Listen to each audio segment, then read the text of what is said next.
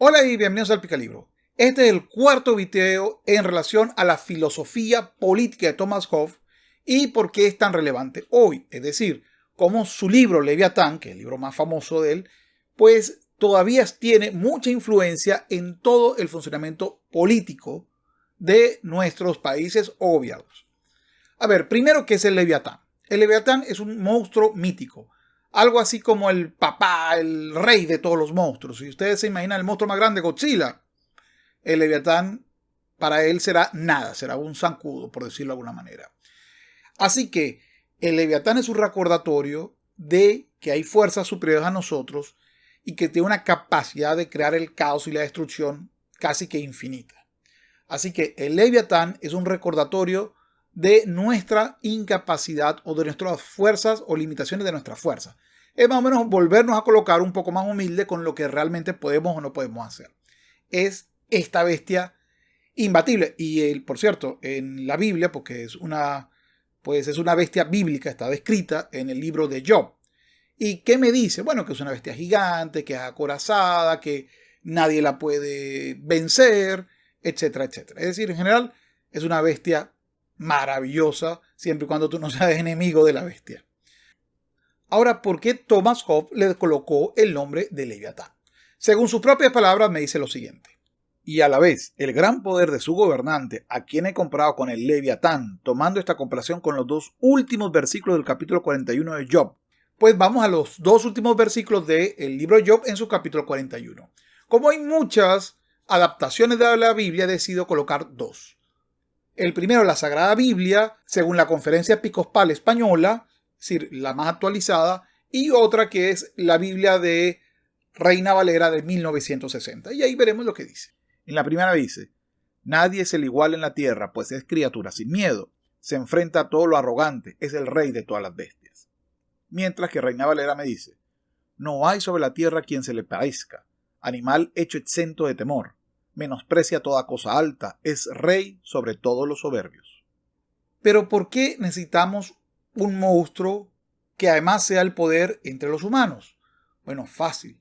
Pues recuérdense que el Hobbes hasta ahora, es decir, desde el primer video que lo voy a dejar por acá, que es donde decía que el hombre es un lobo para los hombres y que expliqué que no se refería al hombre individual sino a la ciudad, es decir, a la organización de hombres, porque van a hacer rapiña de otros. Y que la única forma de defenderse era convirtiéndose uno mismo en un lobo. Es decir, para defenderte de grupos organizados que venían a quitarte la que tú poseías, pues tenías que aliarte con otros y convertirte en un lobo.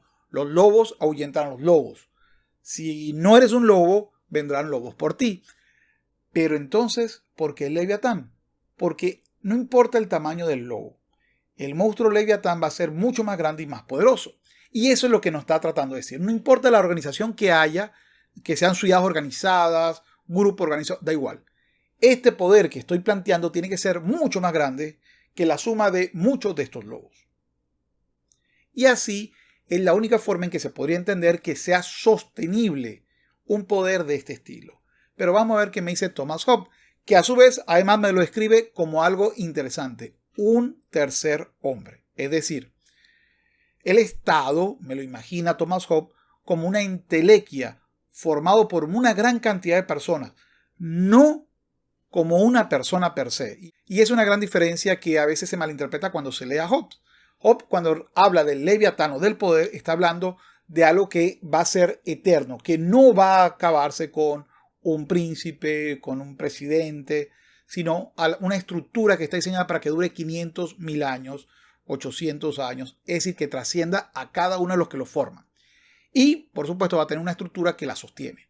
Vamos, está hablando de la burocracia, está hablando de las manifestaciones del Estado y cómo este Estado puede ser imaginado como un hombre artificial. Esas son sus palabras. En efecto, gracias al arte se crea ese gran Leviatán que llamamos república o Estado, en latín civitas, que no es sino un hombre artificial, aunque de mayor estatura y robustez que el natural para cuya protección y defensa fue instituido, y en el cual la soberanía es un alma artificial que da vida y movimiento al cuerpo entero. Los magistrados y otros funcionarios de la judicatura y ejecución son nexos artificiales. La recompensa y el castigo, mediante los cuales cada nexo y cada miembro vinculado a la célula soberanía es inducido a ejecutar su deber, son los nervios que hacen lo mismo en el cuerpo natural. La riqueza y la abundancia de todos los miembros particulares constituyen su potencia. La salus populi, la salvación del pueblo, son sus negocios. Los consejeros que informan sobre cuántas cosas precisa conocer son la memoria. La equidad y las leyes, una razón y una voluntad artificiales. La concordia es la salud, la sedición la enfermedad, etcétera, etcétera. Pero, ¿cómo se crea esta unión? ¿Cómo podemos ser, pues, compatibles entre nosotros teniendo intereses diferentes o visiones diferentes? Y este es uno de los elementos que a veces cuesta mucho entender. Si tú quieres unirte con otros y crear espacios públicos y espacios de encuentros con otros, no puedes proceder en la parte pública a decir tú eres libre de hacer lo que tú quieras. ¿Por qué? Simplemente porque no siempre vamos a creer lo mismo y tenemos que compartir el espacio y a veces las propiedades comunes. Ejemplo, vamos a imaginar que yo creo que quiero andar sin ropa en la calle. Eso es lo que yo deseo, soy libre. ¿Por qué tú vas a evitar que yo sea libre? Por supuesto, otro grupo te va a decir, no puedes ir en la calle sin ropa. ¿Por qué? Porque en la plaza pública queremos algunas normas en las cuales se tengan que estar.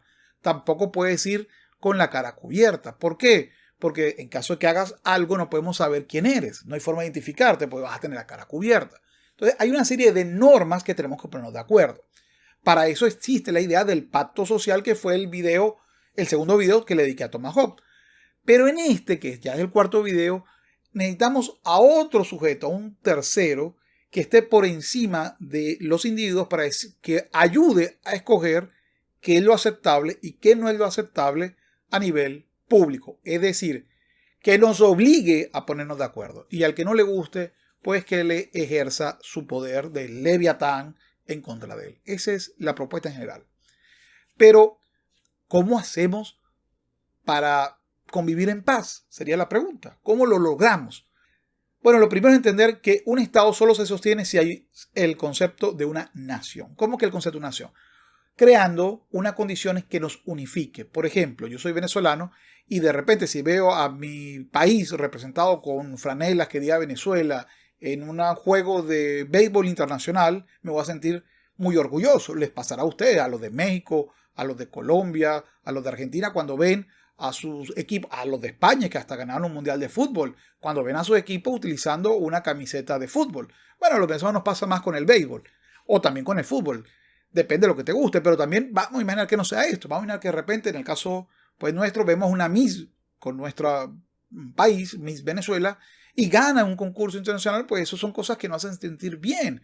Y si de repente hay algún ganador de algo y tiene nuestra nacionalidad, nos sentimos bien. Pero ese es un aspecto. También otro aspecto son los aspectos culturales. Por ejemplo, los nombres que le damos para las cosas o la forma de comer, es decir, los elementos culinarios o incluso los cantantes que fueron famosos en nuestros países y que de repente no son tan famosos fuera de nuestras fronteras. Todos estos elementos nos van creando lazos de unión porque tenemos recuerdos fabricados, es decir, artificiales o naturales, pero tenemos igual esos recuerdos que nos unifican. Es decir, entendemos una manera, entendemos unos chistes, entendemos unas palabras que fuera de las fronteras tal vez haya que explicar a las personas a qué nos estamos refiriendo. Que es importante por eso lo que se llama la memoria del país. Por eso que en la escuela aprenderás los héroes, muchas veces artificiales, creados para que nos sintamos identificados con ellos, pues los símbolos de la nación, el himno de la nación, etc. Es decir, elementos comunes que nos unifiquen. Porque solo una multitud junta que no tenga elementos que la unifiquen no es una nación, no lo es. Y esto, por cierto, va en contra del concepto de la multiculturalidad, que para sostener un país es extremadamente complicado desde el punto de vista político. Y aunque hay una gran multitud, si sus acuerdos están dirigidos según sus particulares juicios y particulares apetitos, no puede esperarse de ello defensa ni protección contra un enemigo común ni contra las mutuas ofensas. Porque discrepando las opiniones concernientes al mejor uso y aplicación de su fuerza, los individuos componentes de esa multitud no se ayudan, sino que se obstaculizan mutuamente.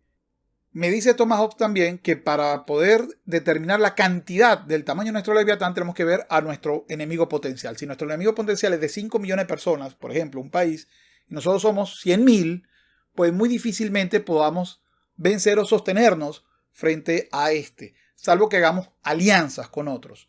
Y eso es prácticamente lo que me está hablando ya de lo que podríamos llamar realismo político. Es decir, está viendo una justificación del Estado lo más realista posible para cumplir la función número uno del Estado. Recuérdense que según Hobbes, la función número uno del Estado es la seguridad. Damos una parte de nuestra libertad porque nos va a dar seguridad. La multitud suficiente para confiar en ella a los efectos de nuestra seguridad no está determinada por un cierto número, sino por comparación con el enemigo que tememos. Y es suficiente cuando la superioridad del enemigo no es de una naturaleza tan visible y manifiesta que le determina intentar el acontecimiento de la conquista. Bueno, según Hobbes, la única forma en que esto se sostenga, aparte del concepto cultural y de nación y del interés en contra de un enemigo común, es que le demos el poder absoluto, y ahí es donde viene el problema, absoluto a un monarca o a una asamblea de personas. Y me dice lo siguiente. No es extraño, por consiguiente, que, aparte del pacto, se requiera algo más que haga su convenio constante y obligatorio. Ese algo es un poder común que los mantenga a raya y dirija sus acciones hacia el beneficio colectivo. El único camino para elegir semejante poder común capaz de defenderlos contra la invasión de los extranjeros y contra las injurias ajenas, asegurándoles de tal suerte que por su propia actividad y por los frutos de la tierra para nutrirse a sí mismos y vivir satisfechos, es conferir todo su poder y fortaleza a un hombre o una asamblea de hombres, todos los cuales por pluralidad de votos puedan reducir sus voluntades a una voluntad. Pero, ¿por qué absolutista?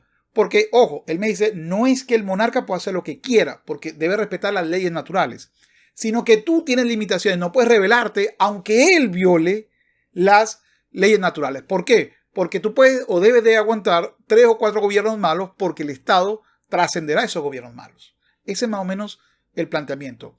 Y la parte en la que me incomoda, por ejemplo, hay muchos principios adelantadísimos. Recuerden que es un libro de más de 400 años de escrito. Entonces, por ejemplo, dice, yo no tengo por qué confesarme, no tengo por qué hacer una confesión que me vaya a afectar a mí mismo. No tengo, aunque me lo mande, aunque me lo ordene el rey, el monarca o la representación del Estado, yo no tengo que hacerme daño a mí mismo. A través de una confesión, a través de un acto físico. No voy a hacerlo. Sin embargo, y esta es la parte pues más coja hoy en día de la visión de Thomas Hobbes, pues yo estoy de acuerdo con prácticamente todo lo que ha dicho Thomas Hobbes, menos con el Estado pues absolutista. Y es que él dice, tú eres propietario, tú tienes tu vida, tienes el derecho a tu vida, pero no a tu propiedad. El Estado está obligado a defender tu propiedad frente a otros civiles, pero tú no tienes una forma de defender la propiedad frente al Estado, salvo la aplicación de leyes y jueces que va a colocar el propio Estado. Es decir, en conclusión, no hay nada que hacer si el Estado desea apropiarse de nuestras propiedades. Y lo que algo ha demostrado, pues la realidad política es que sin propiedad no hay libertad. La libertad va de la mano de la propiedad. El que no lo entiende así, pues realmente fíjense en todos los países donde no se asegura la propiedad y dígame si hay libertad. Van a ver que es una consecuencia lógica de la falta de propiedad, la falta de libertad. Y por eso quiero rescatar una parte que saltó Thomas Hobbes cuando Job nos habla de Leviatán. Y es esta pregunta que hace. ¿Firmaría un contrato contigo para ser tu siervo de por vida? ¿Jugarías con él como un pájaro? ¿Lo atarías para diversión de tus hijas? ¿Hará pacto contigo para que lo tomes por siervo perpetuo? ¿Jugarás con él como con un pájaro o lo atarás para tus niñas? Y un monstruo de ese tamaño que no puede vencerse fácilmente, pues deja sin mucho recurso a los individuos o a los grupos, como las familias o incluso las ciudades. Así que esta parte tiene que ser un recordatorio de que un monstruo tan gigante es imposible controlar. Por consiguiente, no puede ser un monstruo tan gigante si queremos que el Estado no sea siervo de nosotros. Es decir, si queremos que el Estado funcione para nosotros y no nosotros ser siervos del Estado. Pues creo que esa es la única particular en la que yo no estoy de acuerdo con Thomas Hobbes. Y es efectivamente, pues la creación de un monstruo tan gigante lo hará, como tal cual lo dijo la Biblia, imposible controlar por parte de nosotros los humanos. Por consiguiente, estaremos creando un mastodonte que se irá en contra de nosotros. Pero también me dice Hobbes que no siempre debemos seguirlo, que hay un límite en donde debemos de seguir al Leviatán o donde debemos de apoyar al Estado y cuándo no. Y ese límite es este. La obligación de los súbditos con respecto al soberano se comprende que no ha de durar ni más ni menos que lo que dure el poder mediante el cual tiene capacidad para protegerlos. En efecto, el derecho de los hombres tienen por naturaleza a protegerse a sí mismos cuando ninguno pueda protegerlos no puede ser renunciado por ningún pacto. Pues como elemento de reflexión, si tu gobierno no te da ni seguridad física ni seguridad jurídica, muy posiblemente estemos hablando de un Leviatán desatado o sea, un monstruo que va contra todos nosotros, o por el contrario, de un Estado fallido. Es decir, un monstruo que ya no existe, que murió. Así que debemos recordar las dos funciones básicas del Estado. Realmente es una sola, la seguridad. Si el Estado no es capaz de darnos la seguridad, el Estado está fallando gravemente. Y si está fallando, pues difícilmente deberíamos de apoyarlo. Esa es, creo que, la conclusión final a la que me da Thomas Hobbes en su libro El Leviatán. Hay muchos temas buenísimos que toca Thomas Hobbes en su libro, que recomiendo leerlo a cualquiera que le interese la filosofía política, porque esta es la base de prácticamente todos los desarrollos posteriores. Por ejemplo, uno de los temas más interesantes es si la libertad puede estar condicionada por el miedo o por la necesidad, o son incompatibles, tener libertad y miedo al mismo tiempo. También, por supuesto, las respuestas son compatibles perfectamente. Otro tema interesante es por qué las leyes son necesarias. Por ejemplo, los representantes del Estado, no estoy hablando del monarca, de la cabeza final del Estado, sino de los subsecuentes. Los jueces, los recaudadores fiscales, el policía, el ejército, tienen que aplicar leyes, porque somos iguales. El principio de todos somos iguales impide que ellos puedan actuar si no conocen los límites que tienen o los derechos que tienen para actuar. Así que ese es un tema también muy interesante que desarrolla Thomas Hobbes. En fin, es un libro muy interesante con 400 o con más de 400 años de historia. Llegado a este punto, quiero agradecer a los Patreon que fueron los que escogieron el tema de Thomas Hobbes para este mes. Y vienen de seguidas. Humberto On, Carlos Fragoso, Patricio Dorantes, David Garay, Eva García Franco, José Flores, Javier Aguirre, Alfonso Jornet, Paco Medialdea, Johan Jiménez, Néstor Matnaut, Rocío Cori, Joaquín López, Jaime García, Marvin Jarquín, Thomas Dale, Marcos, Alfonso, Leonel Virrojas, Dondo, Pedro SM, Cris, Alex, Lula, Diego Zamudio, Emmanuel Teles, Víctor Caro, Humberto Ávila, Gonzalo Alsina, El Perro de Diógenes, Amado Bermúdez, Norman Saldaña, Jaime Almenares, Alejandro Inestal y Carlos Space. Muchísimas gracias por apoyar el canal. Bueno, es todo por hoy. Muchas gracias por haber visto el video. Espero que hayas visto los otros 3 videos que le preceden y me falta uno que posiblemente lo publique con un poquitico más de tiempo para que esta secuencia pues haya sido vista por cada vez más personas. Si has llegado hasta acá, quiero agradecerte de nuevo e invitarte a mis canales secundarios, Capitán Cultura, que está por acá, y Picalibro 2. Igualmente, te invito a que ya YouTube debe estarte publicando por acá 2 videos para que conozcas otros contenidos que he hecho en este canal ya que tiene hace mucho tiempo atrás. Es todo por hoy. Sapere aude, no dejes que otro piense por ti y nos vemos pronto. Hasta luego.